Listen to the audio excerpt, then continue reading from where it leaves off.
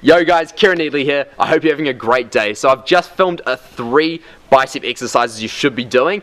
So I filmed this for a Ptosis channel. They have like 95k subscribers. I mean, that's pretty awesome to be featured on their channel. So basically I'm going to link them in the description below so you can go check them out. I don't know if they've released the video just yet or not, but if they have, that's great. Anyway, these are the 3 bicep exercises you should be doing. So I'm going to give you guys this information as well so you can check it out. Cheers guys. Everything changes.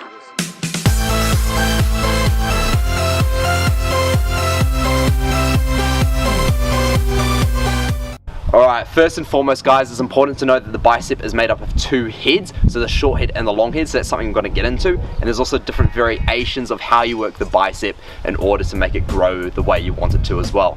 And something that you should remember when trying to grow any sort of muscle is always being above maintenance level. So whatever your maintenance level in terms of consuming calories is. So say for a guy, a lot of guys is around about 2,500, a lot of girls are around about 1,800 calories for example. You want to be eating a little bit more than that in terms of calories as well. And this will help to grow the muscle. Okay, so the first exercise is the cheat kill. So this is a hugely neglected exercise, a wide grip cheat kill. What we're doing is we're going for around about 8 to 10 reps. So we're going for a lower hypertrophy range.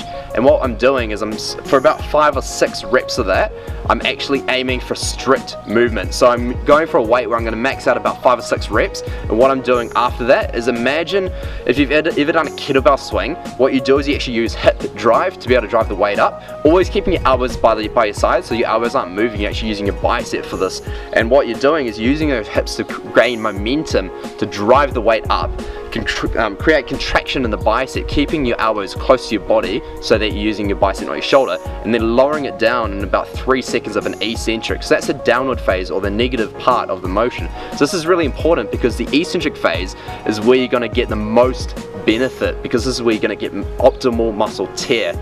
And when you get muscle tear, that means you're going to get better muscle repair as well, and therefore more growth. So now by going wide grip, you're going to work the short head, which actually supports the width of the bicep as well. And now exercise number 2 is alternate hammer curl, so standing alternate hammer curl. So what we're doing now is we're actually focusing again on the concentric and the eccentric phase. So this time we're not swinging, we're actually using complete strict movement. And what this is going to do is it's going to work on the brachialis of the muscle. What the brachialis does is it actually creates more thickness in the bicep, because what it does is it's actually inserted just behind the long head and the short head. So the long head is this big bulge up here, which is going to create that height of the bicep, which I'm going to get to in a moment, and the short head actually runs in here, which is what we worked when we were doing the cheat kills, right?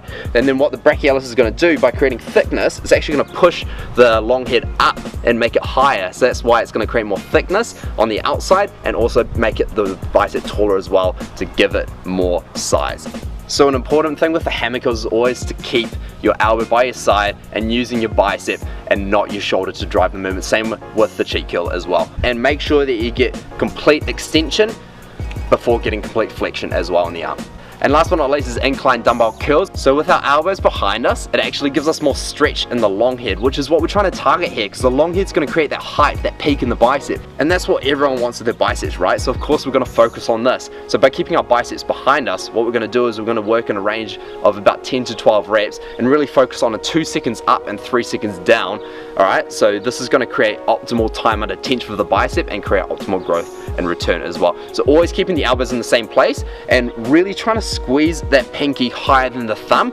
By turning your pinky out, this is creating supination, because one of the functions of the bicep is actually supination. So what we're trying to do is we're trying to imagine you're unscrewing a light bulb by turning your pinky out, and by doing that of course we're going to create a better contraction in the bicep and therefore get the most benefits from the exercise as well. That's it for the bicep exercise. I hope you guys learned something. Remember to be in a surplus if you're trying to grow the bicep as well. Anyway guys, once again, thanks so much for watching. I hope you guys got a few take home notes. Chur guys, I'm out.